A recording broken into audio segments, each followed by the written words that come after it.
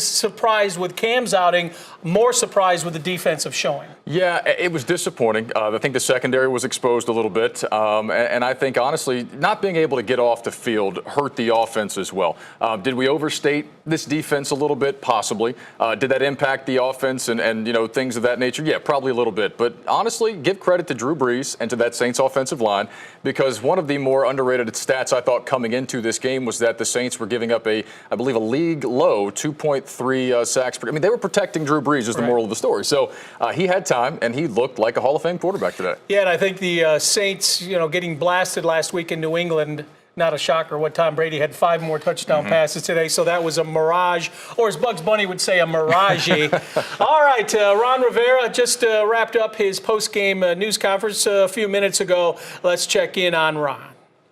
The only thing I say is that we missed opportunities. If you drive down there and you end up kicking a field goal, that's your fault. We had every opportunity to score. We missed the protection, and we ended up taking a sack and had to kick a field goal.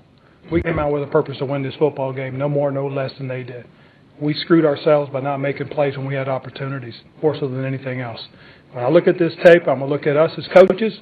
I'm going to look at the things that we did and see if we gave them every opportunity to win. I'm going to look at the players, and I'm going to see who went out and did their job and who didn't, and we'll make decisions and adjustments and things that need to go. That's the truth of the matter. I don't think anybody came here to play harder than we did. We played hard. We just didn't play smart. We didn't play as well enough to win. That's why we got beat. On that misprotection, Ron, was it a miscommunication? Well, that'll have to ask, but it was most certainly a miscommunication, or it was a misprotection because we turned right instead of going left. That's something we got to make sure we can't allow to happen. We were in position. We had a chance to get a first down. We had a chance to score a touchdown, and we didn't do it. It either falls on us because it's a little too complicated, or we just didn't do the job that we're supposed to. Ron, you guys have played so well defensively. Was there anything in particular you were disappointed in? Yes, we played sideways. We didn't play downhill. We didn't play into our creases. We didn't control our gaps. Quite honestly, that's exactly what I saw. And again, as I said, when we get a chance to watch the tape, we're going to see if we as coaches are giving them every opportunity to be successful. And if so, are we doing our jobs? Then it took 7 quarters for the Panthers to score another touchdown. Why are they struggling so much to get into the end zone? Because we missed opportunities, quite honestly. That's about as simple as it gets. We had some throws we missed. We had some plays, some blocks we missed. There's no secret to it. We see it every time we put the tape on. We have to correct those things. Yeah, obviously, and we see that. But it is hard. It's tough, and again, you saw, though, when things started rolling, how good it looked. The potential for it to look very good. But again, potential is a scary word as a coach is concerned. So we got to be able to make those plays when we get opportunities. When we drive the ball down there, we got to make sure everything is communicated and we're giving them a chance to succeed. All right, let's take a look at the numbers here. Tail of the tape, if you will, Kyle. Drew Brees, it was like a tale of two cities. Wasn't that a novel years ago? Drew Brees, QBR 131.4, Cam Newton 43.8, and we're going to be talking about Cam's shoulder, and you talk about it on the radio, and we're 3 weeks in. If Cam's shoulder is bothering him, then Cam needs to tell Ryan Vermillion that he's still hurting. All right, we're going to get back to the graphic in just a little bit, but speaking of Cam Newton, he's at the podium live right now at the stadium. We will get better as a team.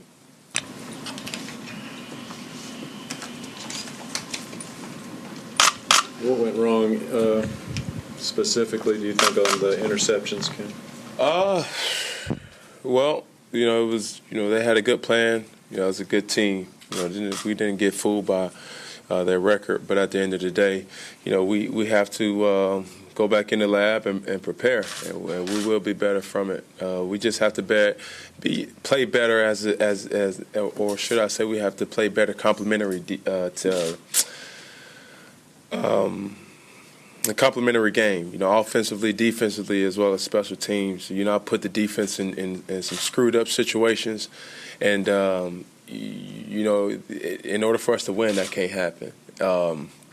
Just trying to make a play, trying to force things, force the reason, especially trying to find a spark. But as you saw, that wasn't the way to do it.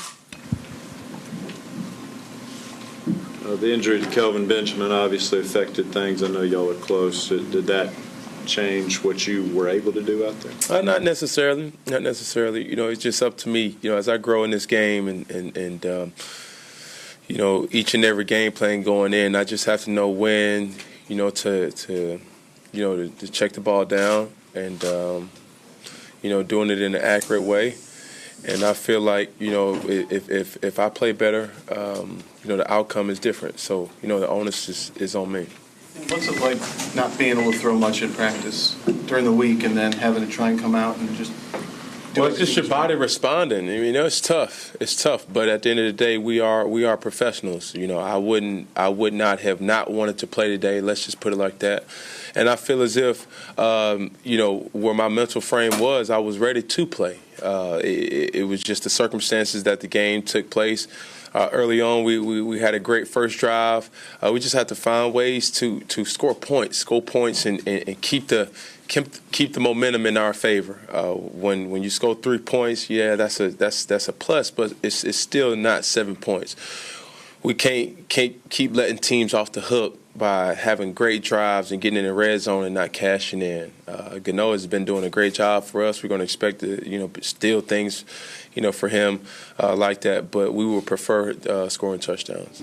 Cam, Yes, indeed. So Cam Newton speaking live at Bank of America Stadium, and of course we'll have more from Cam through later in the show, perhaps, but definitely tonight on Sports Extra at 10:30. All right, the third member of our Fox 46 postgame show today, Josh Sims, just got out of the Panthers locker room, and Josh, of course, we just heard Cam Newton, but the onus today was not all on the Panthers offense because this was a defense that did not look like the top-rated defense in the NFL.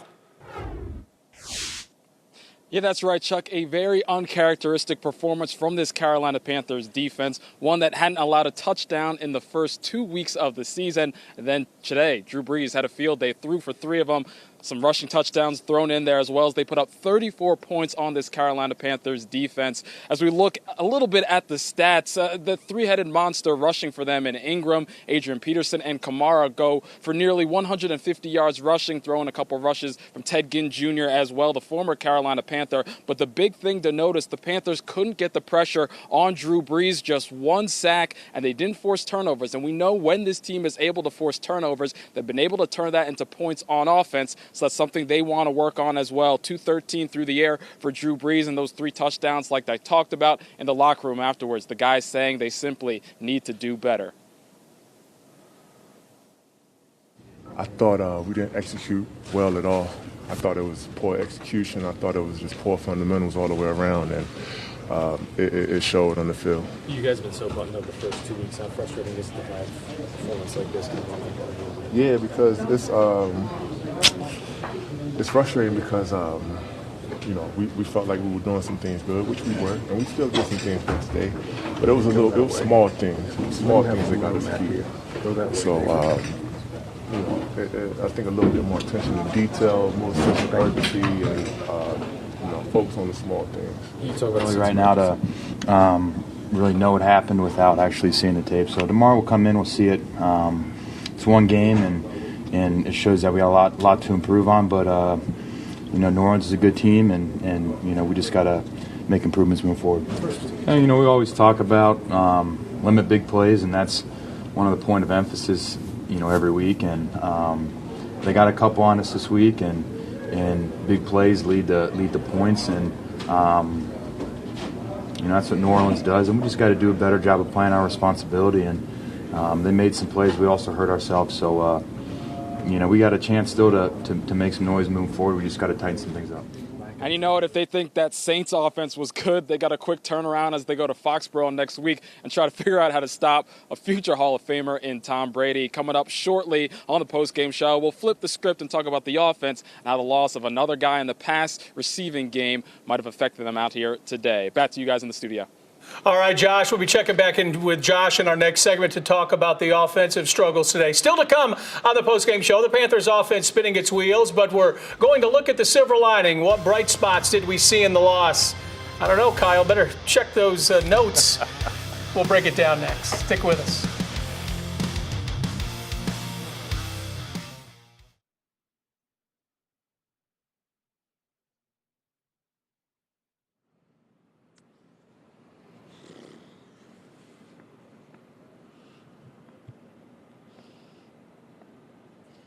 Yeah, a lot of disappointed fans obviously leaving Bank of America Stadium this afternoon. You can tell how disappointed they are is because Uptown.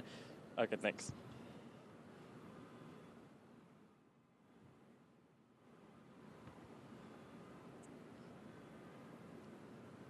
Okay, the shot's 15 seconds. By the way, just 15 seconds. And I'm gonna say like a 15-second intro, and then like 5 seconds and goodbye. So.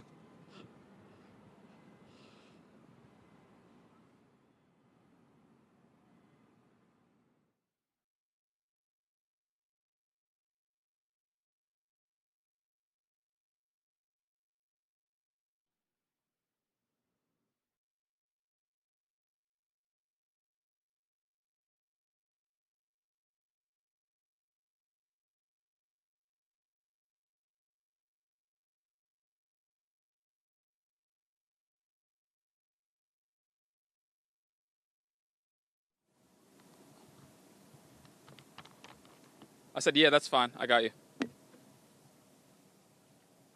What, do you want me to get mad and demand more airtime? Okay.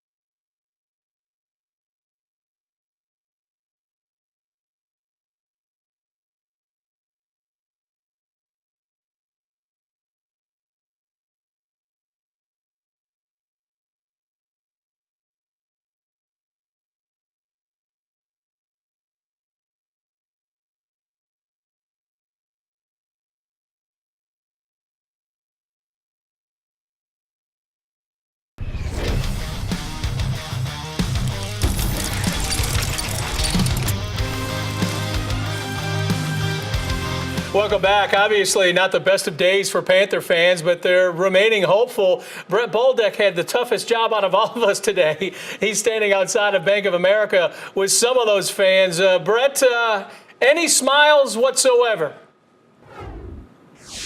Hey, Chuck, no smiles at all. A lot of disappointed fans, and you can see how disappointed they are. The parking lots surrounding the stadium are already empty. Many of them left before the game was even over, but a lot of them questioned the coaching decisions today, and I was able to catch up with one level-headed fan who was able to have some optimism at the end of the day. I felt like we needed to get the passing game going a little more. We were really efficient on the run, so I feel like we needed to be a little more balanced.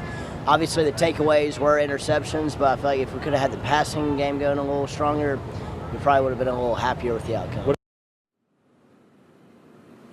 Now, we'll call that the clean version because what many fans were saying we can't even use on television. A lot of disappointed and upset fans leaving the stadium today. They're all heading home and hoping for better luck next week. For now, reporting live just outside the stadium in Uptown Charlotte, Brett Bolduc, Fox 46 Charlotte. All right, Brett, thank you. Take cover after a loss. That's not a good place to be. Well, it was like a total role reversal for the Carolina Panthers. The offense just not showing up today, like we said. There was a bright spot on today's roster, and that was Christian McCaffrey. But we head back out to Josh Sims to talk more about the offense. Josh? Well, that's right, Chuck. And like you said, Christian McCaffrey looked good out there today, over 100 yards receiving, so big performance from him. But the absence of Greg Olsen, the tight end, who's now on the IR with a broken foot, very evident, as there was really no contribution from a tight end at Dixon with one reception basically in garbage time in this game. And then they lose Kelvin Benjamin early in this game. The guys in that locker room knowing this offense, hey, it's just still a work in progress. We didn't play Panther football. On offensive side, I can't speak for nobody, no other team. But we're going there, evaluate it tomorrow, fix everything we got to fix, and come back Wednesday ready to rock. Is there some shock right now? Nah, for what? Third game of the season, we got a long way to go, 13 more games. No, not really. I mean, main thing we talked about was just finishing the drives, just getting the first downs. When you get in the red zone, just score, and not just kicking field goals. We want to put points up on the board, put 6 points on the board. And I feel like, when we go out there practice, we're going to work on that and we're going to do a better job. So the last guy you heard from there, Curtis Samuel, making some plays today. And you know what? He says he is ready to step up in this offense and help out. And, hey, he's going to have to with now, as we watch to see what happens with the status of Benjamin and Olsen out. And, of course, Christian McCaffrey playing well today. Big contribution from him. They're going to need that going forward. But you know what? It all goes back to Cam Newton and how he can bounce back from this game where he struggled once again. Chuck, back to you. All right, Josh, thanks a lot. More from Josh tonight on Sports Extra. And before we go to break, Kyle, not many happy faces in that locker room. No, I can't imagine so. This is, if we're being honest, look, it's the NFL. You can lose any given week. You know this, Chuck. But this is not a game they should have lost. This is a game coming off the way they played defensively the previous 2 weeks and all the toys they added to the offense that there's no excuse for this. And losing the game is not even the biggest problem. It's the way they lost the game. And it's kind of what we're hearing after the fact. You know, Ron Rivera's explanation for not going for it on fourth down at the opponent's 35 with 7 minutes left to go in the third quarter. There's just a lot of things that have left a bad taste in people's mouths today. And I understand it. I've got a sneaky feeling you and Frank Garcia and the rest of the guys at WFNZ Radio are going to put it on cruise control because the phone lines are going to be lighting up. And speaking one topic that I'm sure will be discussed, the national anthem flap. We're going to touch briefly on that, plus put a bow on what was a very disappointing day for the Carolina Panthers. Stick around. Our postgame show rolls on. Stick with us.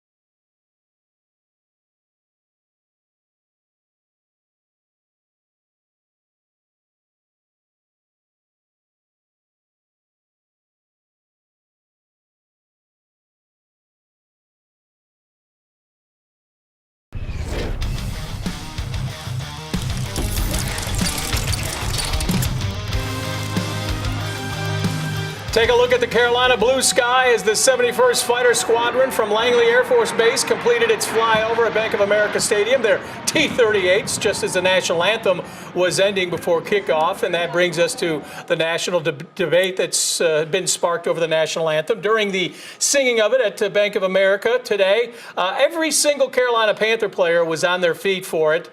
Every single one. Julius Peppers was in the locker room, however. Now, many of the Saints on the opposite side kneeling or even sitting during the national anthem. President Trump saying on Twitter today he liked the solidarity for the anthem and our country, and that kneeling is not acceptable. Quote, bad ratings. This has quickly become the biggest talker in news today. We'll wrap our post-game show up when we come back. Stick with us.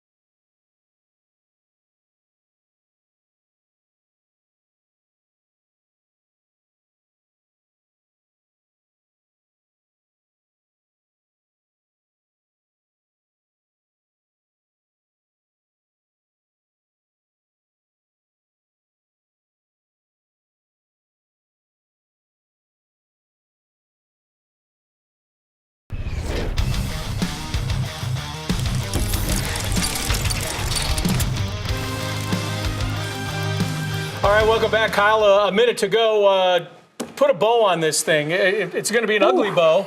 Well, I've got 4 hours to do that tomorrow, too. But, no, look, I'll just say this. We're through 3 weeks at this point, all right?